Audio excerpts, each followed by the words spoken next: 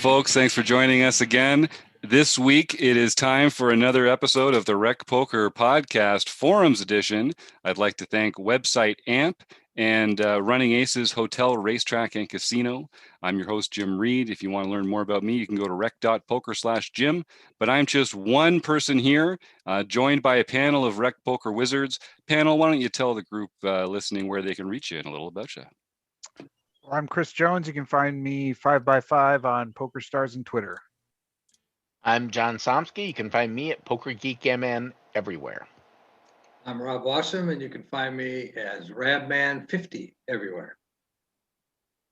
And I'm Taylor Moss. You can find me on Twitter at Taylor_Moss or in the Rec Poker home game on PokerStars as Gopherboy TJM. So just like every week, we are playing in the nightly home game. We're trying to steal each other's chips and win that bronze Rec Poker pin. And just like every week, we are going to take a discussion post from the Rec.Poker forums and talk about it here on the show. So this week, we're looking at a post by Hubs, and the post is called Bankroll Management. And this is a subject that it's not a sexy poker strategy conversation, but I think it's something that everybody needs to understand, everybody needs to think about. And it's one of those things that if you are thoughtful on the front end, you can save yourself a lot of pain and heartbreak along the way. So when we don't really plan these, I don't want to take you too far behind the curtain. We don't really plan these episodes out too thoroughly, but we got together before this one just to talk a little bit about game selection and how game selection was such an important part of bankroll management. And that might not be obvious to a lot of people, but does anyone want to just jump in right there and talk about how, when you're kind of setting your sights on what's to come, why it's important to be thinking about these two things?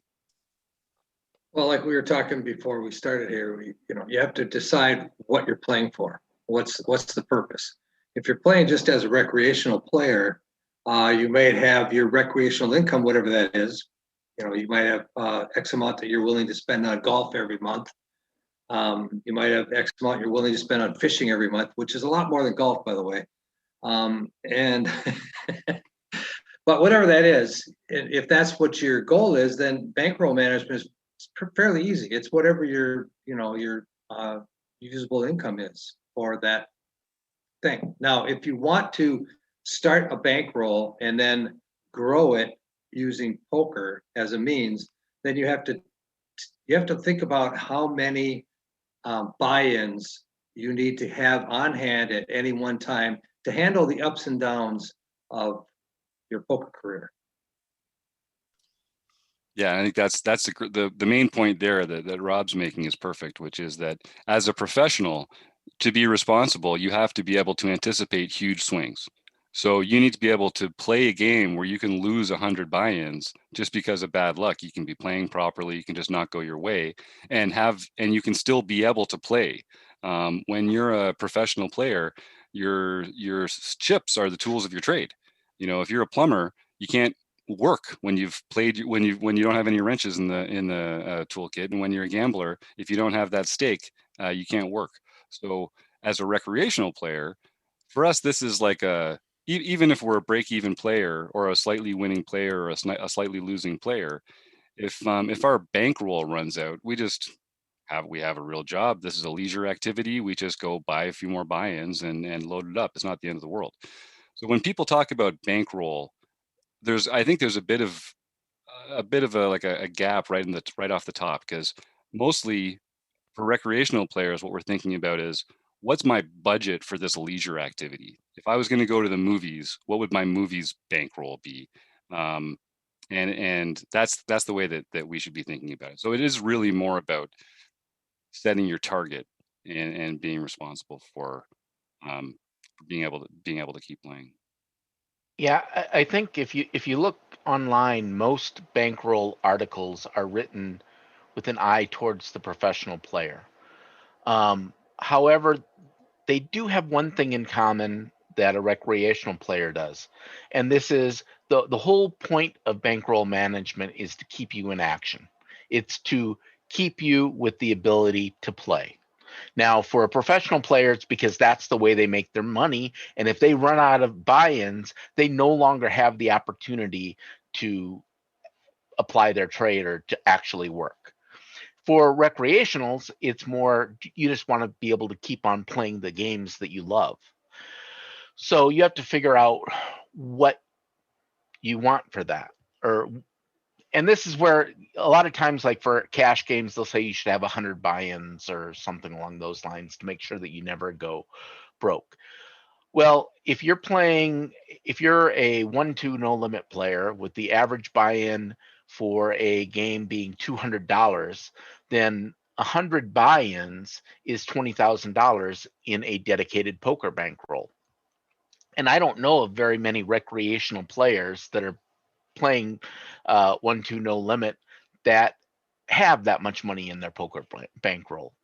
So what you really need to look at it is, how much are you willing to lose playing the game until you prove that you're a good player. Back when I started playing online, there you could find games and say, okay, I'm going to set myself up with a $100 bankroll, and you could play games small enough that you could legitimately treat that like a bankroll and play. With live games, I tended to go more like, okay, I'm going to set a budget for what I can lose. And I set my budget arbitrarily at $200, one buy-in. But any money I won would continue to go into the bankroll and give me more flexibility to be able to play. And I did that for several years. I got the bankroll up to where it was, a few $1,000s. It wasn't enough that I still felt comfortable to buy into like an MSPT directly, because that's, $1,000 buy-in portion of it. And then, life happened and I had to borrow from the bankroll to pay for life stuff. And since then, I just kind of make sure that I'm overall winning in any given month. I don't lose too much. And as you keep playing, as your bankroll increases, you can kind of go up in stakes if you so choose, because now you've got more buy-ins, right? This is, if you want to Google the Kelly criterion, it's a really easy way to kind of get at some of the math behind this. But as you start losing and as your bankroll gets smaller, you have to go down in stakes, because now maybe you've only got 50 buy-in at 25.50, but that's 100 buy-ins at 10.25. So that's just, you're always playing the game that you're staked for, whether it's in cash or tournaments or online or live. And one of the goals is so that you're always in action. And John just always has the perfect way to say stuff like that. I love that, to make sure that you're always in action. And the other one is that you're never scared money, because you don't want to be playing with the bottom of your stack. You never want to be putting money out there that you can't lose, because you'll make suboptimal decisions. And trust me, we are making enough suboptimal decisions already. We don't need to introduce any less optimal decisions into that matrix. So being bankrolled is one part just responsible life management, but it's one part making you a better poker player too, and having the confidence to pull the trigger on those plays that you need, and not being worried about going broke. So there are some good comments here. I want to mention a few folks that did pipe up in the forum post itself. So Hubs, the original poster, who's talking about like a 40 buy-in rule, and how as a recreational player, they're just going to re-up their account anyway if they donk it off. So they're just not sure like how to earmark some of that. And we got some good comments here from Steve Fredland, from Doug, and from Eric. And then Taylor, I know you also had a comment in here similarly to what we've been talking about. Yeah, and the way I approached it is like kind of what we were talking about before. Like, are you playing professionally or are you playing recreationally? Like, I'm sure there's tons of people out there that are really into golf or really into fishing, like Rob talked about, and they don't have a bankroll management when it comes to that. But that's how I viewed poker. Poker was my hobby. If I earmarked, $100 every paycheck or $100 every month, whatever it was, that could be my funds to play. So if I wanted to play $100 tournament every other week, there was my means to play that. And, I didn't care that I was exhausting my entire bankroll at that time, because, I'm just playing recreationally. And then, potentially with wins, you can decide what you want to do there. But that is also kind of like recklessly too, because it's almost playing with the intention of losing, if you will. even though I don't want that to kind of like come off that way. Because I think the entire like concept behind bankroll management is like, what's up with the variance in all these games that we play? Like there's a lot of like ups and downs. You can play perfect and lose 20 straight tournaments without cashing, and you play it absolutely perfect the whole way through. And that's just how tournament poker goes. You can make a lot of mistakes and final table 3 straight tournaments, and just how it is. There's variance within poker.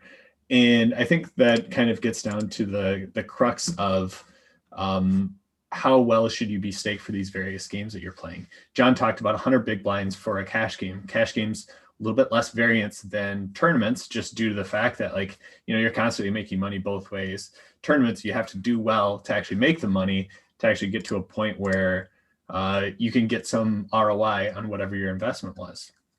So there's a lot of things to be considered and like think about when it comes to variance.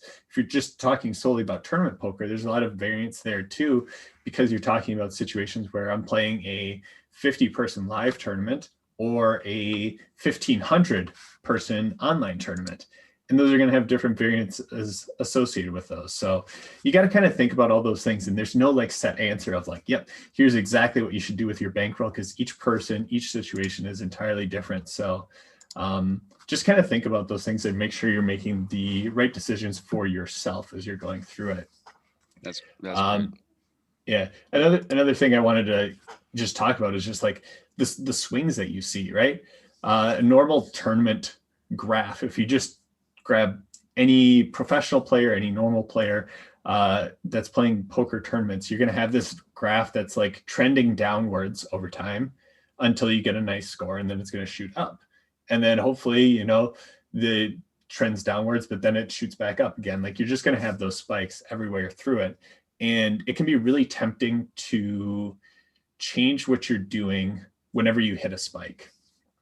I think that's a really important part of bankroll management is, hey, I just hit this spike. My bankroll just went from 1,000 to 3,000. Should I triple the average buy-in that I've been playing?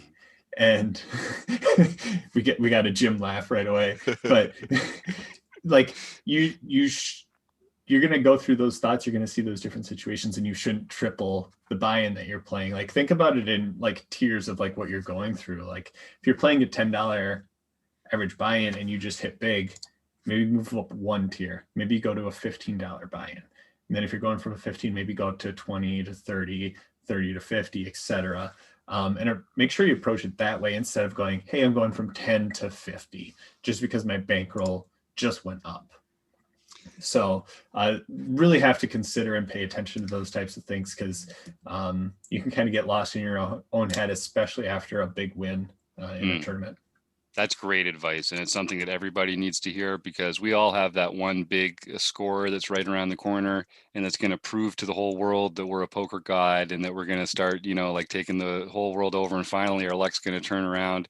And it's just, listen, you know, I got lucky early in my career, and, you know, the best thing I ever did was just stay in the micro stakes and keep playing the tournaments that I was beating.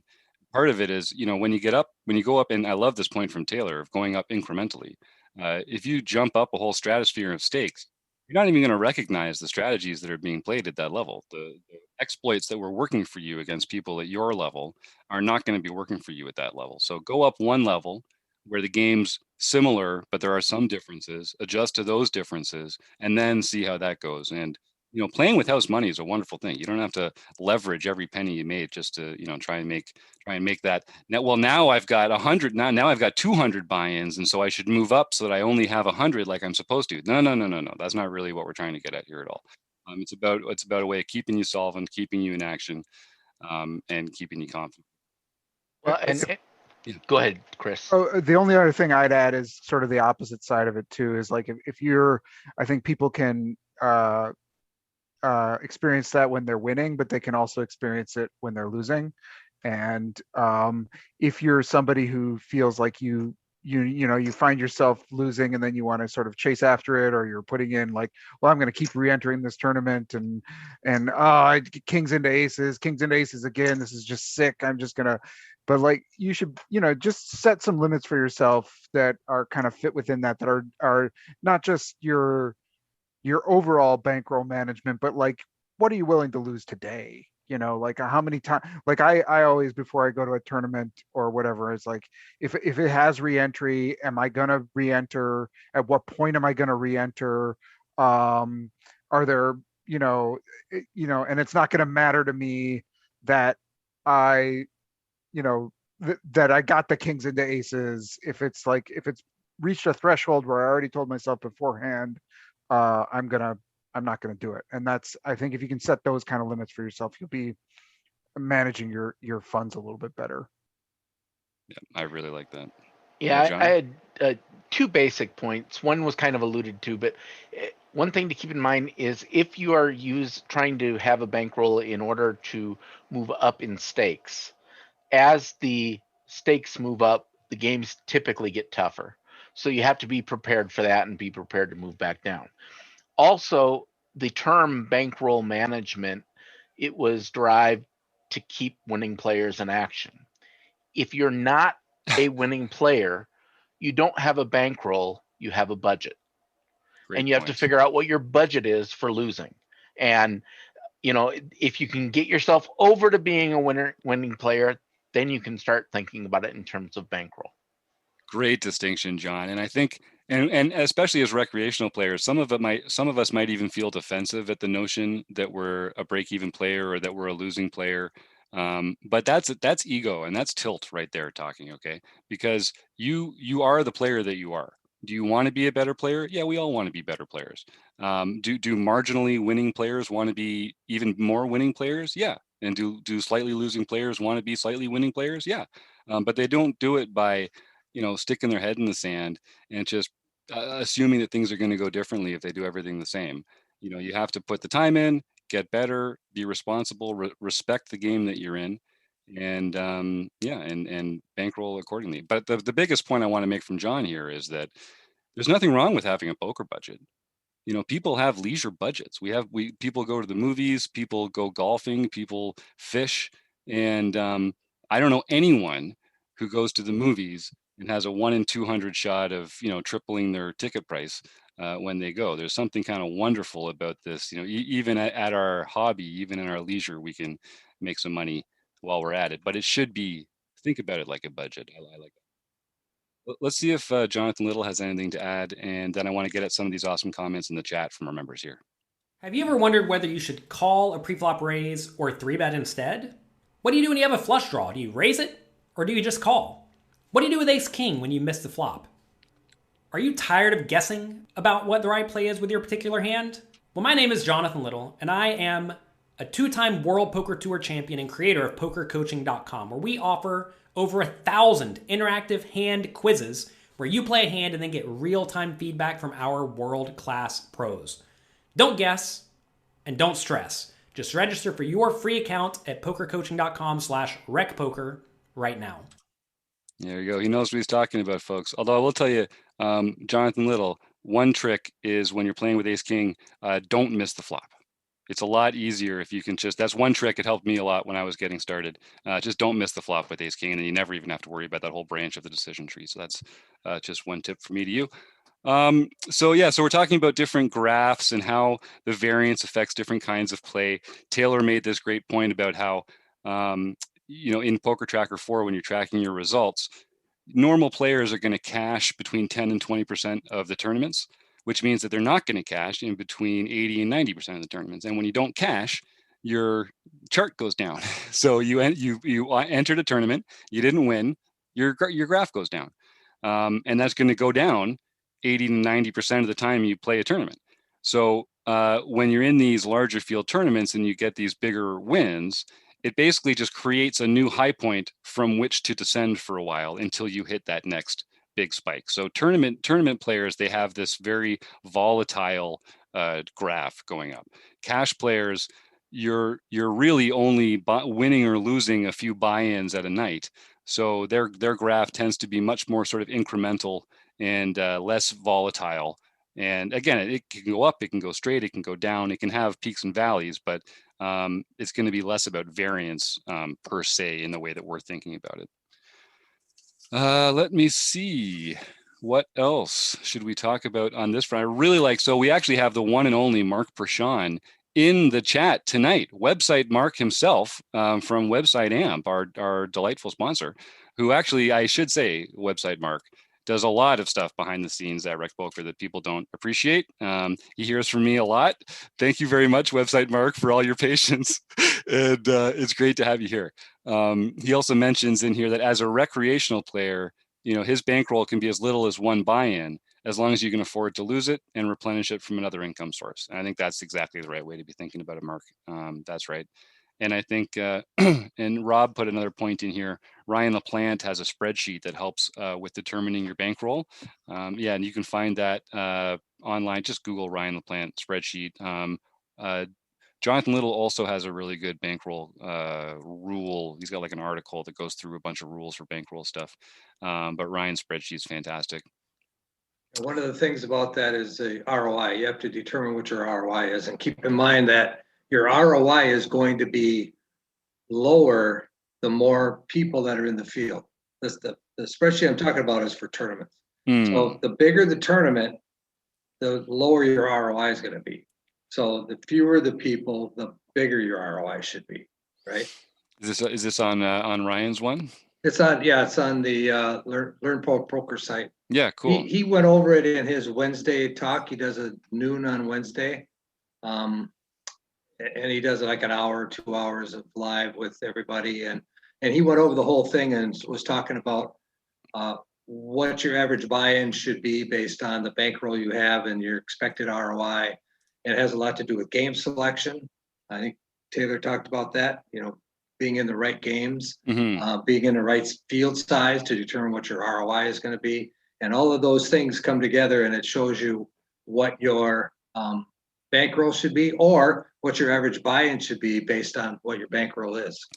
Okay, thanks, Rob. I knew there was one more thing I wanted to mention, and that was the ABI. So your average buy-in for tournament players. And it's very simple. It's just the average buy-in over the course of your last 20 tournaments or your last 100 tournaments, however you want to calculate it. It's kind of a target for you where you're saying like, this is my bread and butter. This is where the tournaments are expensive enough that I take them seriously, but they're low enough stakes that I still have a skill edge to express over the field. And those are the tournaments you should be playing, where you have a skill edge, but you still care about winning. And that's going to be a function of what